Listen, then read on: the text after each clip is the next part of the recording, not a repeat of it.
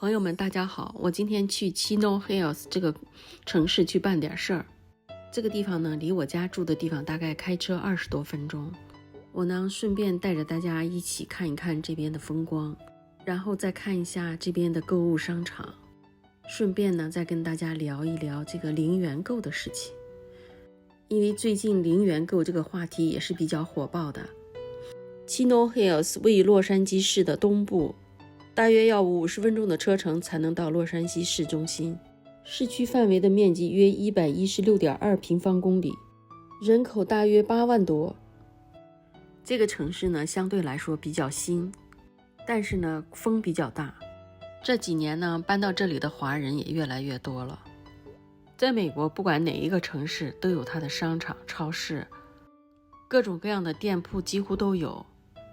所以只要喜欢这个城市，并在这个城市里找一份工作，也就是安稳的一种生活方式。相对中国来说，到处都是高楼大厦，而这里却都是平房。所以呢，有的人就会觉得，美国怎么像个大农村一样，看不见高楼大厦呢？其实这就是一个观点的问题，因为这里地大人少，大家就不需要挤在高楼里，停车位还要去买。而在洛杉矶，大部分就是在市中心呀这些地方，还有一些老城的市中心需要收停车费。在郊区的这些城市根本不用去为停车位而发愁，随便停，到处都是停车位。咱们现在来的就是 Chino Hills 的一个商业街区，给大家的感觉还是空荡荡的，人特别的少。中国因为人口多，所以走到哪里几乎都是人挤人，尤其是商业街区。但是在美国就很分散，每一个不同的城市它都会有这种商业街区，大家买东西就在自己住的附近的商业街区就买东西就可以了。所以呢，很少看到人挤人找不到停车位的场景。咱们现在看到的这个商场就叫 Target， 中文的意思就是目标，因为它的标识就是一个圆圈，中间带一个点儿，所以呢，也有很多的朋友把这个商场的名字叫靶子中心。这是美国仅次于沃尔玛的第2大零售百货集团，也是世界财富500强企业之一。今天我们就不进去逛了，只是简单的给大家介绍一下。咱们看一下地上蓝色的这个标志，它就像一个残疾人坐在轮椅上一样。那这个停车位就是专门为残疾人设置的。如果车上没有挂残疾人标志牌的，把车停到这个位置，被警察抓住了，罚款至少都是400-500美元起价。这家 TJ Maxx 是美国一家百货商店连锁店，它的零售价呢，通常都比其他主要类似的商店的价格低。而它在美国呢，也有1000多家的商店。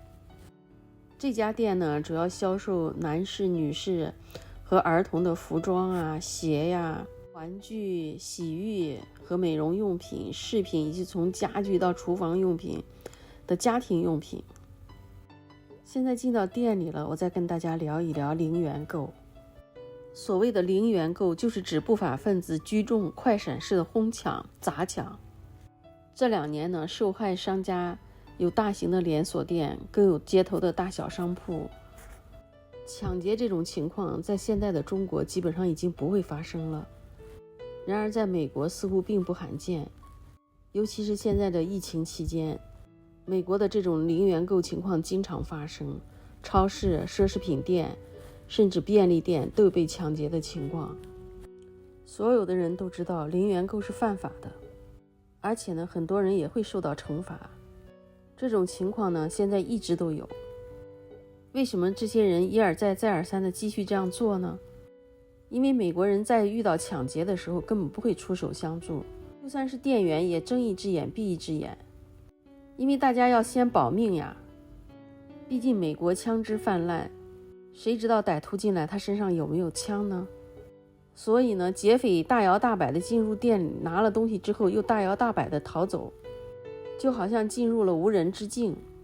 造成这种状况的原因，除了社会治安以及一些人的报复社会行为之外，而大家通过新闻媒体看到的抢劫的大部分都是非裔，非裔这么频繁的抢劫，也是源自于美国的奇葩法律。美国的加州在2020年的10月份通过了一项非裔赔偿法案。该法案认为，美国政府在过去迫害黑人，还歧视黑人，给黑人造成了永远无法抹去的伤害。现在已经到了赔偿的时候，要给非裔赔偿14兆美元，相当于给每个黑人200万美元。这么一大笔钱，不可能马上给呀，而且呢，到现在也没有什么结论，到底要怎么给？所以很多的美国非裔就认为，既然你们是要给，那我现在去拿一点也不过分。再加上钱呢，也不知道什么时候才给到手，倒不如自己上街拿。于是呢，很多的黑人开启了自然而然的零元购。除了这一项奇葩的法案外，美国的加州还有另一项更加奇葩的法案。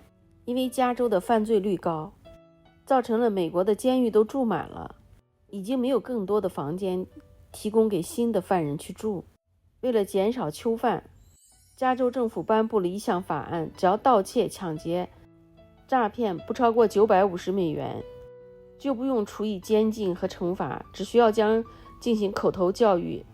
这就给了这些道德不好的人有了950美元零元购的资格。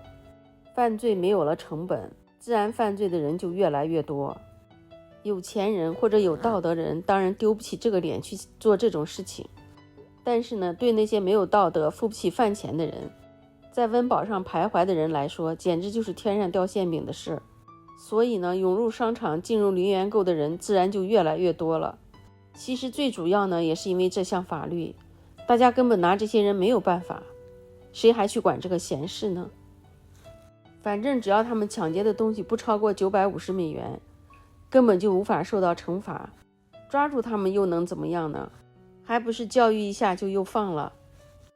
万一管闲事的时候，歹徒手里拿出枪，或者掏出一把刀来，阻止他们还要冒着生命危险，吃力不讨好的事儿，当然没有人愿意干了。